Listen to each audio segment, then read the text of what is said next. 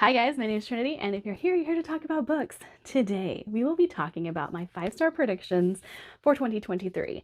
And I have a little bit of a special thing that I get to do, and we'll talk about that when we get there.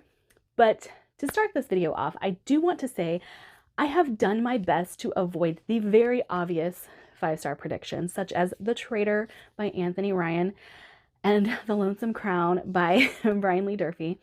These are series that stand out to me. They're my favorite series, and I don't want to put them on the list because I want to talk about other books. I want to talk about other series that I might be reading, and I really want to start some series this year that I didn't get a chance to this last year. And on that note, we have our first book in No Land for Heroes by Cal Black. Now, this kind of has a special place in my heart, and that is because me and Cal Black are very big Dragon Age fans, and we've always loved the Dalish and stuff like that. And I know that that is part of where her inspiration came for her main character. I know a little bit of the story because we've had discussions about that.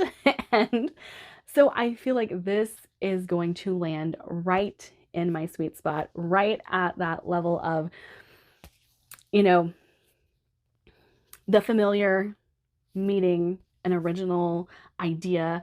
And I love that. I love that. And the special thing I have for you guys, I have the wonderful opportunity to also reveal the cover of the second book in the series, No Port in a Storm. It will be releasing April of this year, and I'm so excited. I'm so excited for both of these. Now, I am putting No Land for Heroes on this list, and might as well just tack on the second book because I'm so excited for it. But for the purposes of this video, No Land for Heroes is a 5-star prediction for me. All right, next we have a series that I have been putting off for no particular reason other than I just haven't picked it up yet. But there are quite a few people who know my reading taste pretty well who have recommended this series to me, and I've had it on my TBR cart for quite a while. I haven't picked it up, like I said, no particular reason, just haven't done it yet. But that would be Godblind by Anna Stevens. Now, I know that this is grimdark. That is pretty much all I know about it. It says, bathed in blood, ruled by anger, banished thousands of years ago, the time has come for the veil between worlds to be broken and for the red gods to unleash their fury. But a lot of people who read what I read have really, really loved this series, and so I really wanted to get into it, give my 2 cents on it. But I really do think that because of what I read, what I enjoy, and the people who have recommended this to me, there's a good chance that this could be a 5-star. Next, we have the newest book by A.G. Slater, The Path of Thorns. Now, I read A.G. Slater last year and All the Murmuring Bones, and I really, really enjoyed A.G. Slater's writing. I think that it is lush, and I love the whole modern fairy tale. I love the gothic feel of A.G. Slater's writing. And this says a delightfully sinister fairy tale. That's what it says right there. And the dark atmosphere that A.G. Slater is able to evoke really, really calls to me. I absolutely loved All the Murmuring Bones, and I'm very excited to add another A.G. Slater to my reading list. And yeah, again, another 5-star prediction. Now, All the Murmuring Bones was a 4.5. So even if this hits like 4-star, I won't be disappointed. I won't be disappointed. But I do think that it has the potential to be an even higher rating than All the Murmuring Bones because of what it is. And that is because this actually is slated as gothic, and that always gets me. All right, next is a series that I need to continue, but the first book I absolutely loved. I did have an issue with the first book having very slow pacing at the beginning. And it's like the first 20% of the book, 25% of the book, it was so slow that I actually put it down. And then someone else convinced me to pick it back up. Now I am thinking that maybe book 2 is going to be a 5-star read for me. The only reason that the first book wasn't a 5-star read for me was that slow beginning. And so I'm very excited to continue with Daevabad. Sorry, my light is totally catching the cover, but it is a very pretty cover. And I think I will like this. I think that it'll be a 5-star, especially with the way the last one ended. Now, I have heard that SA Tracker Bordy did not continue with that pacing of the ending of the last one, and that she likes to build, but still, I will push through to see if we hit what we did with City of Brass. Like, get through that beginning and power on, because I know how good the City of Brass ended up being. And that's rare for me. It's rare for me to push through. And I don't know. I think it has the potential. I think it has the potential. Next, I'm finally going to be adding a Norse book to my list because I have put off reading Norse books because I had a huge burnout, yet I have been accumulating them. And there is a lot that I need to read. I am going to try and space them out so that I don't have burnout again. But one that I have been dying to read that all of my friends have really, really enjoyed and have said nothing but great things about is Cold from the North by D.W. Ross. Now, I've had this for a while, and the covers of these are so good. It's the Onyxborn Chronicles. I love all of the covers, and they have that like really velvety feel to them. So always a great read whenever you can hold on to this, and it just feels so smooth. It's not quite as floppy as I like them, but anyway, I love Norse books. I absolutely love Norse books. And if you guys see my video, I don't know when it'll come out. I don't know if it'll come out before this one or after this one, of self-pub that I plan to read. Obviously, this is not on there because it's in my 5-star predictions video, but I really want to tackle some of the Norse books that I've held on to, and there will be more in that video as well.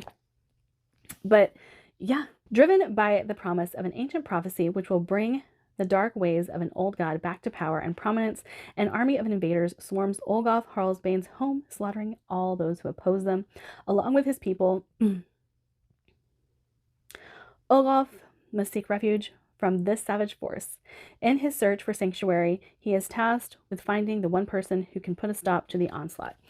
Okay, so I'm going to stop reading because I've talked about how a print behind the print will always mess with my dyslexia, and it is. So here you go. You can pause the video and read that yourself if you'd like, but I think that this sounds like it's going to be great. And here's another thing too. So the writing is really big, and I like that, but that does mean that this is probably going to be a pretty quick read for me.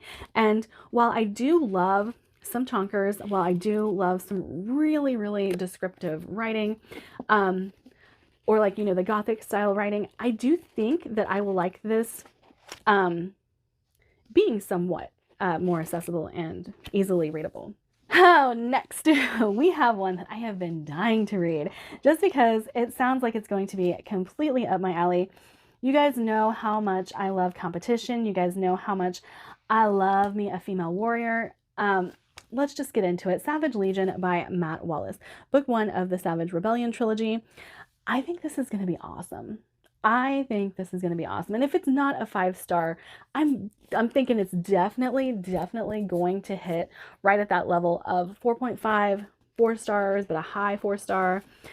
And I'm so excited to get into this. So excited to get into this. We have a female warrior who kind of sees the atrocities of what's going on in her land and wants to fix them. But the only way that she can fix them is to infiltrate the lower ranks of this society and work her way up. And she does this also to track down the man that she loves and to kind of get him out of the situation that he is in.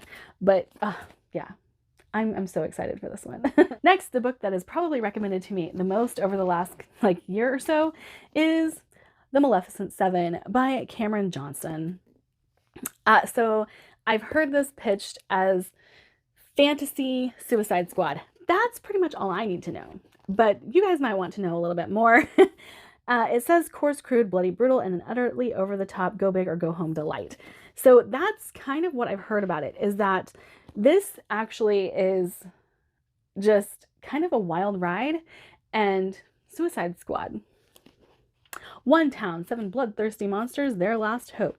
A dark new faith is ravaging the lands of Easteron cities. Towns crumble before its power, unprepared and unable to fight. Defeat and desolation seem inevitable. But dread demonologist Black Heron is not willing to give up so soon. 40 years ago, she abandoned her own bloodthirsty army on the eve of its final victory, but she won't do that again. To defeat this new foe, she needs to reunite her old captains: a vampire, necromancer, orc chieftain, war god, twisted alchemist, and pirate queen. So yeah, that definitely sounds like it is going to be a blast and a half.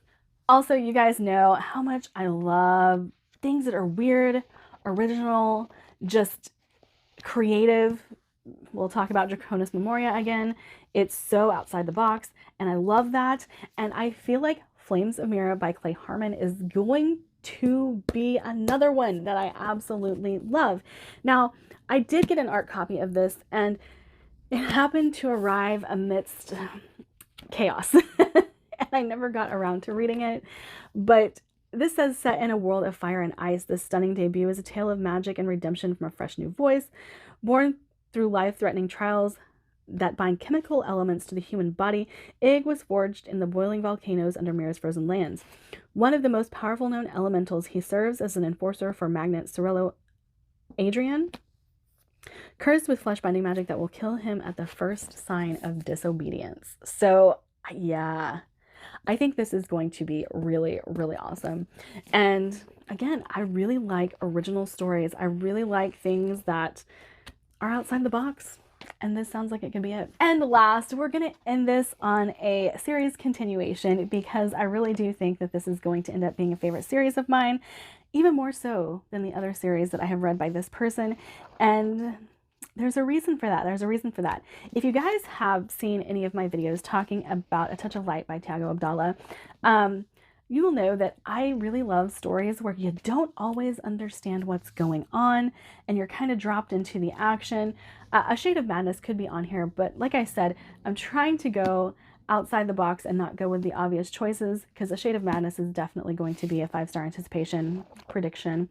But Call of the Bone Ships by R.J. Barker. Now, The Wounded Kingdom is one of my favorite series, but I really, really, really enjoyed the first book of this so much. It didn't quite land at a 5-star for me, but I think this one will. I think now that we have been introduced to the world, now that we have kind of settled into what's going on with the Bone Ships, I think I'm going to like, you know, following these characters again and really figuring out what is going to happen, because I loved the first book of this one. 4-star love, but still high 4-star love, and I really want to finish this series. That is another goal of mine for this year. All right, that is it for me today. Like, subscribe, do all the fun things. Don't forget I have a Patreon if you want to support the channel, and have a lovely day.